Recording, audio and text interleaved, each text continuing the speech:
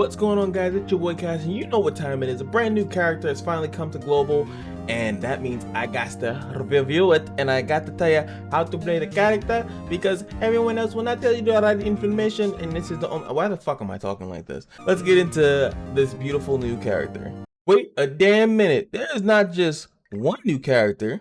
There is two new characters, and by the gods, there are three. Ladies and gentlemen, this is another triple guide video. I don't care how many characters come out at a time. I'm doing them all one go, so you don't have to search 15,000 videos just to get advice on how to use a character. I ain't doing that to y'all. I love you guys. Except you in the back. Fuck you. I seen you. You was typing the comment. You was about to type that. You don't know what you do. Yeah, you. Yeah. You eat a dick.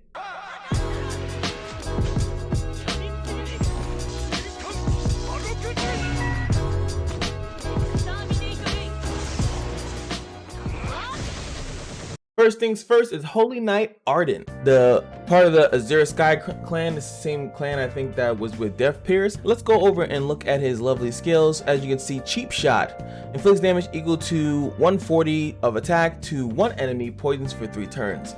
Poison, it's okay. Not the best debuff in the world. As you can see here, it does actually go up in damage as you rank it up, which is pretty nice. It is a single target poison. This is a similar thing to the second Gulia, right? There's the SR Gulia that does spread ignite pretty much, but the SSR Gulia does ignite to one target and does more damage overall. So this is kind of like how you see a lot of poison people. I think you have Fresia, I think. I don't know how to say her name. No one uses her, so I can't rely on a video for someone to say her name. Then you also have King has AoE poison. Now you would look at him and you say, okay, now he has a single target poison, so the damage on the individual hit will be slightly better. That's all I'm trying to tell you. That's why it's built that way. That is all that is. Now we got inflicts break damage to equal to 160 of attack to one enemy, 2 times damage against enemies assuming a stance. Now I definitely think the game needs something like this. I would like to see more characters with this. Only problem about this, not only is there not that many PvE things that have a stance, which is usually like a counter stance, or like bonds, which is a very weird stance. There's not that many stances in the game. Funny enough though, I do a guide on Guild Thunder, which taunt is a really stance. It's probably the best stance in the game. Counter is cool, but taunting is one of the best stances. You know, it will do extra damage, and obviously if you were to do this on like Captain Meliodas, that might hurt you. You might do too much damage and then it triggers and then you die because of his thing. But just got to be careful with it. But it is a nice move, and I think again more of them need to exist. Just same thing with like Amplify, you know, more of those quirky things need to exist because I like them, and I think you like them too. And then we have the lovely little alt here, Bane. It looks like a single target nuke, and it will decrease HP related stats by 40% for 2 turns. Again, I always hate these type of things because in PvP, if it's doing enough damage, it will kill. In the essence of a boss fight, then it will be nice. Now we look at this lovely passive, You Mad? Decreases enemies' ultimate move gauges by 2 orbs when the hero participates in battle. Applies when entering battle. You mad? That's actually like the perfect passive, because obviously you want him to come in and a sub. He's actually pretty good if you go first. If you go first in PvP, he's also really good with that as well, because when he comes into the fight, if they have they use the alt food or anything like that, that means that they would normally have 2, regardless if they have Merlin, right? If you have Merlin, you would get 3, I think, if you're in PvP, right? But let's say they don't have Merlin, they're going with something super more offensive than that, and they start off with 2, he would just goodbye as soon as he enters the battle. So that's 2 gone already.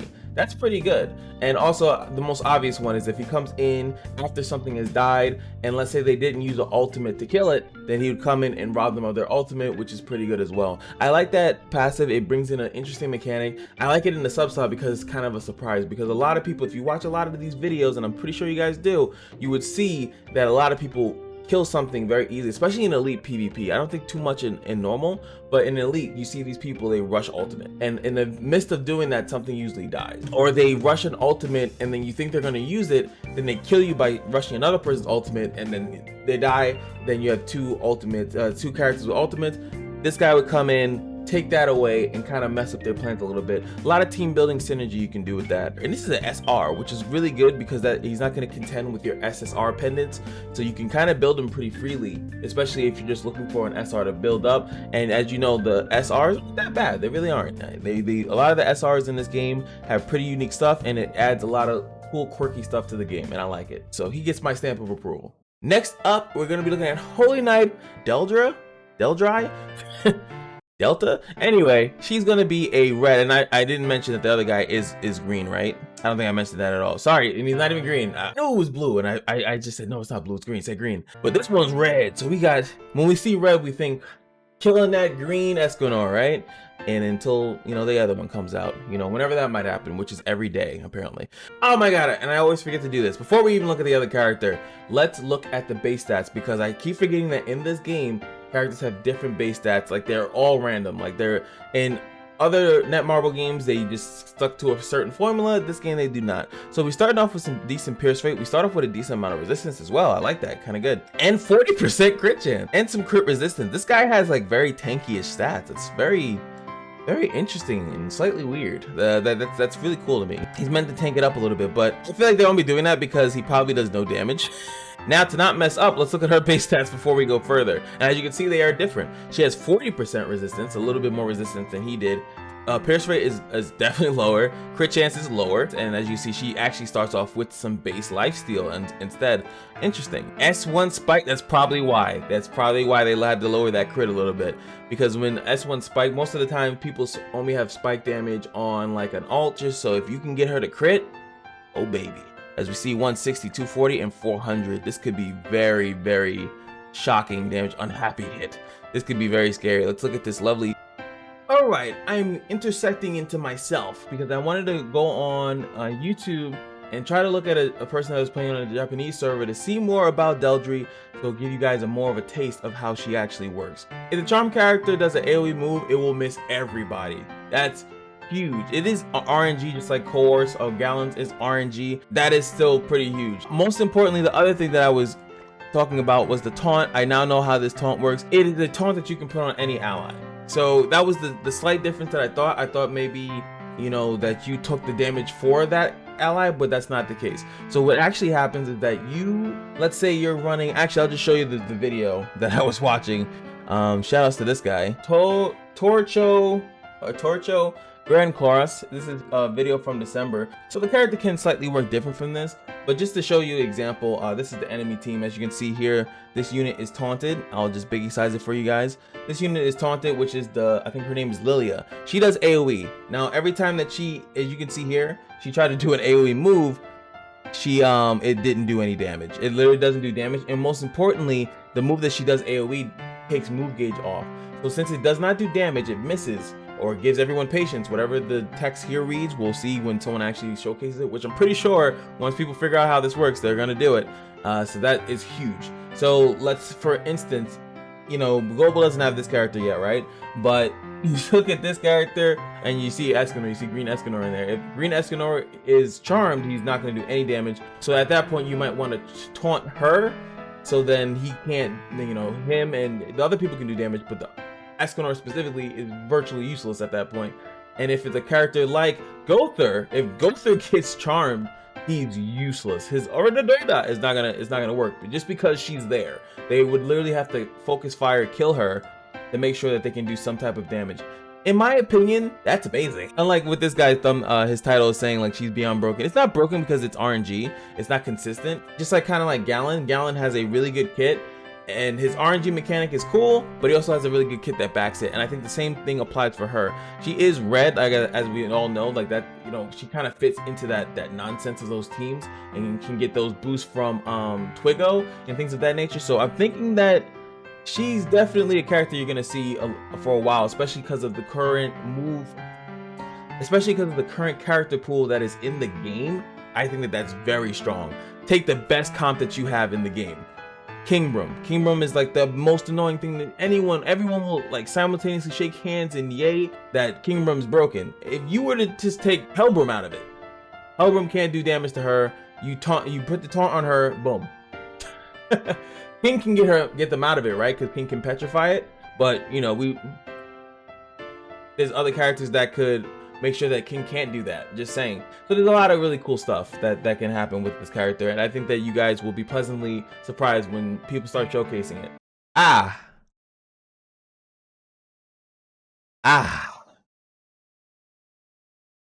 That changes everything. Now we have the Love Drive. Oh, I want to see that. The Love Drive. And it's an AoE skill, hits everybody, and prevents ultimate move gauge from filling up for 1 turn. That's pretty good. You can rush her ult pretty much, and it doesn't say like in a scenario. Sometimes it says you get no ult move by swapping cards, you get no ult move by cards combining like automatically. She prevents it in general. It's only for 1 turn and could cause some mischief. Last but not least is Elizabeth, and the reason why I came to this screen first is just because it's a little bit different. As you notice, it looks like everyone will have a chance pretty much to get this character, and which is why she's so important to, in my opinion, to review. The other two were just kind of like there. I honestly didn't know that they were there until I looked at it. I was like, oh crap, more characters. This one's the most important because this little thing here is like you can summon with loyalty points. Loyalty points are going to be event currency, and as you can see here, most of these are with loyalty points. You can't even actually use the draw system here, and then you get a free Elizabeth. So not only could you get a free one of her, right, which is nice, but you can also get dupes. So a lot of people, especially like the whales, will have her like pretty much max all if they want to, or they can use it just to get platinum coins. And this is usually only one rotation. You also get a guaranteed SSR here. So I think that this is a better option, right? Whaling or anything, I think that every character that they release should be in this fashion. I think that every character should be in this fashion. So either you save up a ton and be able to get it guaranteed, because I can tell you that I spent a lot for Escanor, you know, after I did my summon video, and I still didn't get him. I feel honestly it's unfair when a character comes out that some people have him and some people don't, and it's not like there's any skill involved with that. It's kind of just luck. Now I know what you guys are saying, it's gotcha, but there are people that can spend enough money that they will always have the character. And it just seems to suck that if you are free to play, if you are spending very small, minute, that you end up getting nothing. You can go throughout playing these games and literally not get any of the characters, and I feel like that alone is a fault in any of these games. That's why I think this is nice. Yes, they can do it for every other character, and then my complaint is mute, because that means you get some of the characters, right? Shut up, you filthy poor motherfucker. I would like that to be every character, so we all have the same characters, we all are on the same playing field, and we all can reliably go into PvP with what we want, not what we have. I hope that makes sense to you guys. Let me know if you agree or disagree in the comment section below. Also hit that like button, because I'm about to blow your mind. A new adventure, Princess Elizabeth. Now, as you guys know, I'm a pioneer of the other Princess Elizabeth, because her heroes are good and all that other good stuff, but this one brings a little spiciness to it. Let's go look at this. No pierce rate. She's like, I'm not here for the nonsense. I'm not here to do the damages, boy. She also has 40% resistance. Look at, where's that crit defense, 50%. She's like, no, you ain't critting around here. You ain't doing that much damage. So she's very tanky. If you haven't, no, her base stats are very tanky. Regeneration rate also at 20%, which is pretty good for her ultimate. So you know, and recovery rate is 150.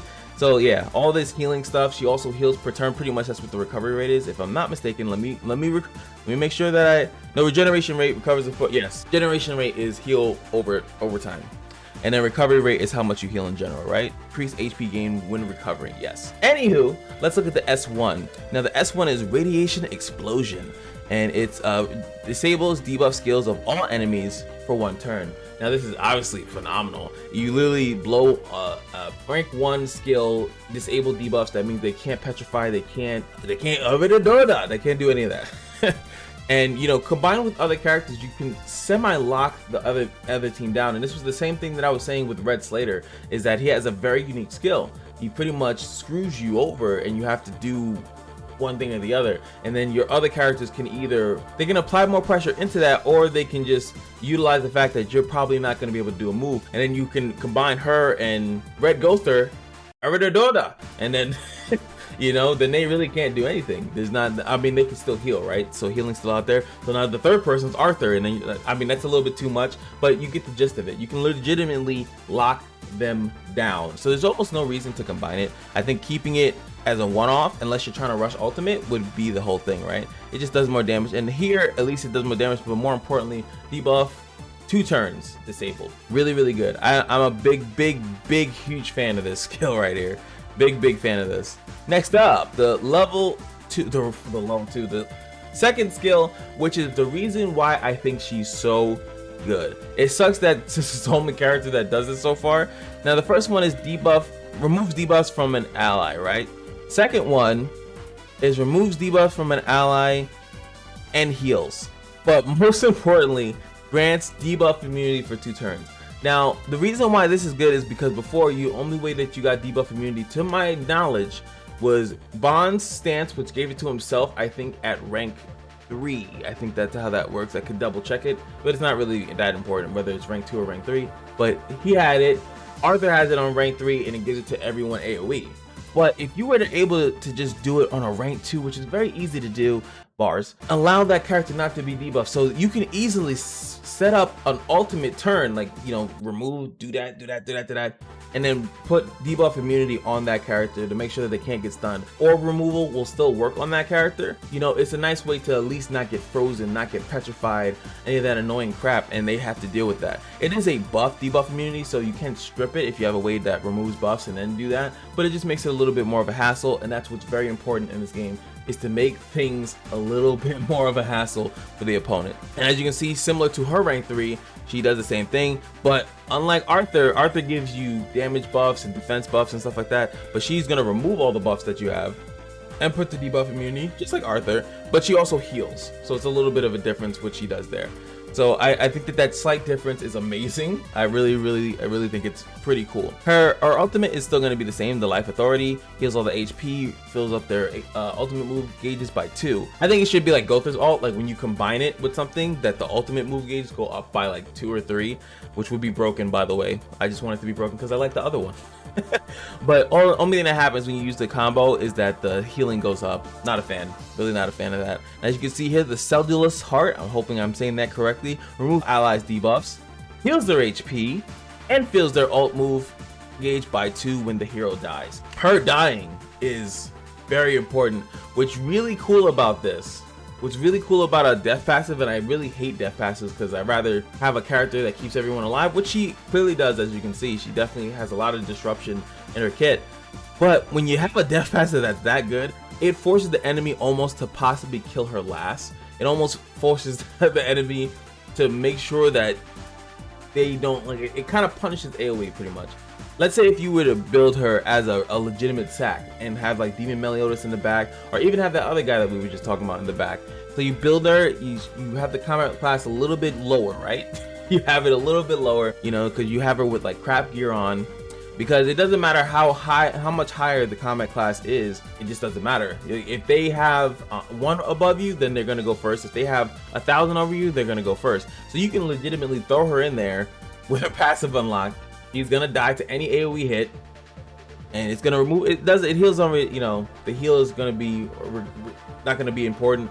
The debuff might be important depending on what they did on that turn to kill her. Everyone gets full 2. A character comes out like Demon Meliodas or like the other guy, and then just ruins the day, right? It'd be pretty cool. It has combo synergy, but also if you're still using it as a legitimate character, because of how the S1 and the S2 works, it's still very annoying. It's so annoying if you know that that's active. It's going to change the way you feel, and I can guarantee you that it's going to be a pretty good character. Like I said, and she's tanky too, so if you don't have to go with the sacrifice life strategy, but I'm saying that it's not that bad if you do. Any of her cards disappear, those are going to come back as all cards for the other 2 characters, and boom, there it is. It's a pretty good strategy, but it's obviously counterable. I think it would be pretty good against the bots that are really good. So I think that the box would definitely feed into that, and I think you can catch a couple of people off guard, especially if they have AoE. So that's just my take on it. Hope you guys enjoyed that. Oh yeah, and I keep forgetting that Netmarble does like a little show of their ultimates, which is good for me because I do these guys before I get the characters. So let's look at their ultimate moves, since we don't have them. Well, I can do Elizabeth's, right, but we can't do for hers. Let's see hers. There we go. Lovey Dove. The Wink. They're just really quick, that's why I usually don't like to do them, but Arden.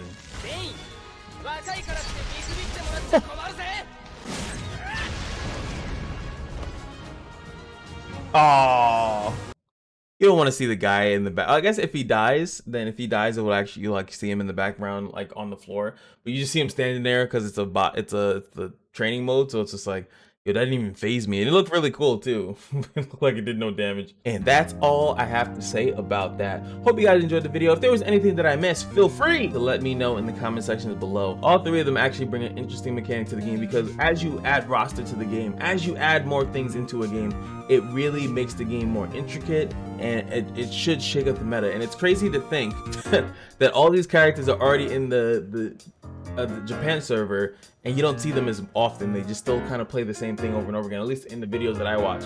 And there's so many cool, unique characters. I really wish that there was more strategy in the game. So I hope that Global can show them, because we have limited character pool in comparison, and we can show them how it's done, you know? So just remember that every day at the casino is your lucky day, and I'll see you guys in the next video. Peace.